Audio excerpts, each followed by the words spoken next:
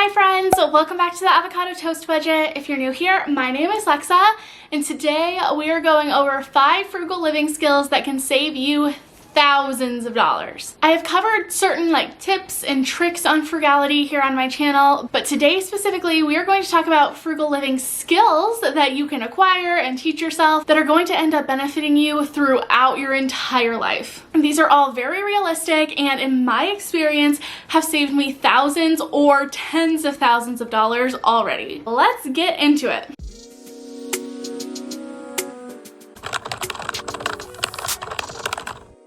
The first very important skill that you want to have is negotiating. I touched on negotiating in this video about my credit card tips, specifically in relation to negotiating your APR and getting yourself a higher credit limit. But honestly, negotiating skills can serve you in so many points in your life, not only when it comes to trying to negotiate bills or APR, but also negotiating your salary or a new job or benefits. It is so important that you are able to find that balance between knowing and advocating for your worth and also showing people how you can bring value to them and their business. And honestly, I could make a whole video about this.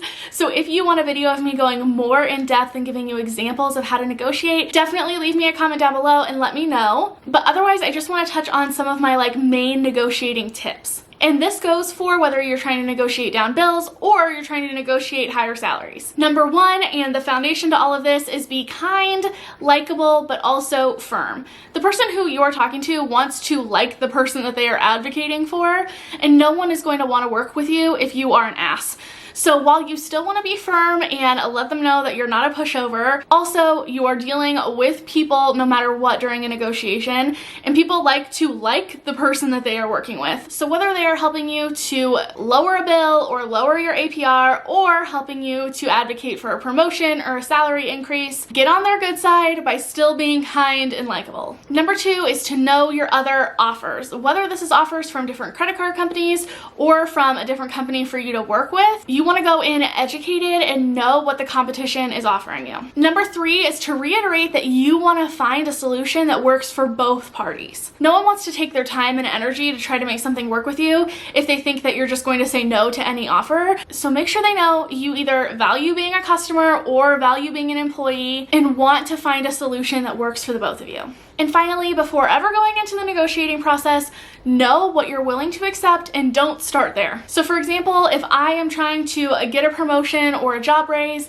and I know that the minimum I'm willing to accept is $60,000, I don't want to come to the offer table offering $60,000. I want to start somewhere at $70, $75. And bonus tip, it can make you even more money if you let them give you an offer first. Because you also don't want to come in starting off with asking for a salary of $75,000 if they were going to offer you $80,000. Up next are DIY skills. Now, I am not talking about DIY skills as in you need to be able to go down to the backyard and cut down a tree for lumber to build your own house. I'm talking basic DIY skills. For example, up until recently, I could not fix or DIY anything. And by watching some YouTube videos, I was able to fix the couch that I'm sitting on so we didn't have to get a new one.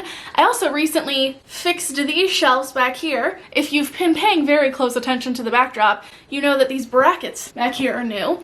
And that is because the lovely Oliver decided that it was a really good idea to use these shelves as stairs. And Oliver is a big boy and they could not support that weight, so they were broken and coming down. And instead of my old ways of just saying fuck it and trying to cover up the holes with a new picture or something back here, I learned basic DIY skills like how to use a drill and how to insert screws and shit. And I was able to help support them. Very simple, but still saved me $20 or $30, and I got to keep my super cute floating shelves. And now, in the middle of the night, if Oliver decides he wants to use them as stairs, they will support his weight. And YouTube is filled with tons of amazing videos on how to DIY things. So if it is something that is realistic for you to fix on your own rather than having to replace it or outsource the fixing, it is worth it to have that basic set of skills in your back pocket. But a bonus tip on DIYing, while it is really important to have basic DIY skills, it's also really important to recognize when those basic DIY skills will not get the job done and know when to outsource or just replace an item. That way you are not spending the time and effort into fixing something that you end up just fucking up further. Our third frugal living skill is resourcefulness. If you have just some amount of resourcefulness, you can get so many things for free or for way less than you are used to spending on them. Take advantage of the resources that you have available to you and use some of that resourcefulness to seek out those resources, because they are there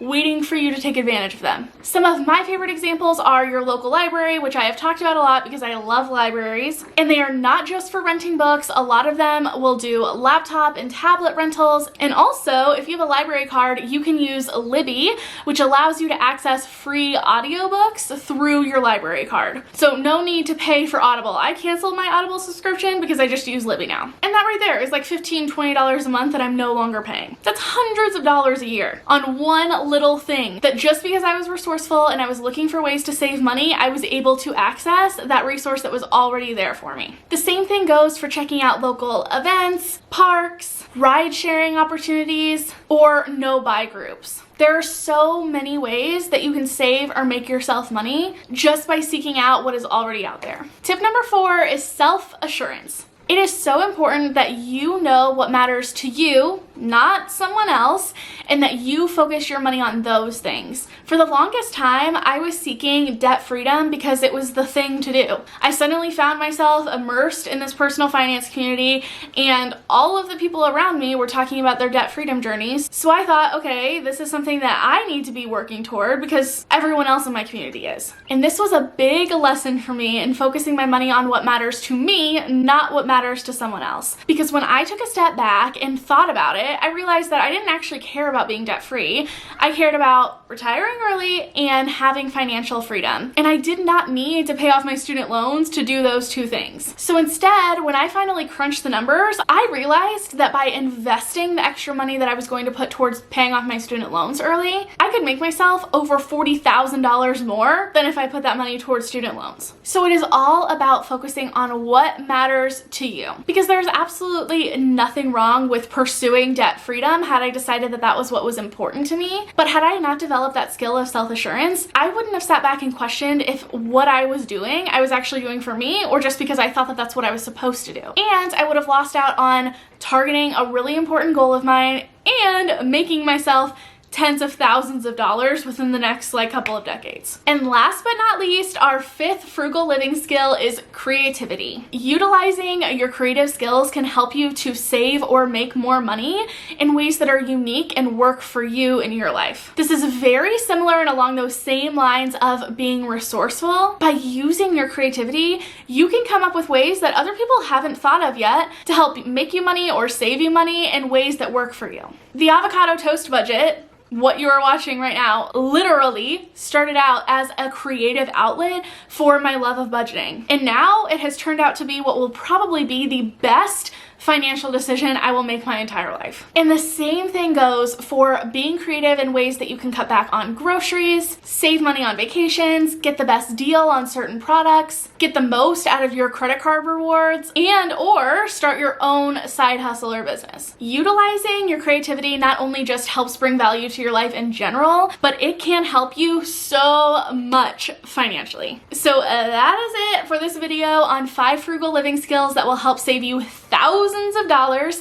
I really hope that you learned something cool. If you did, please remember to give this video a big thumbs up. It really helps out the YouTube algorithm, helps boost this video to the top. That way more people can find this content. And I will see you all next time. Bye.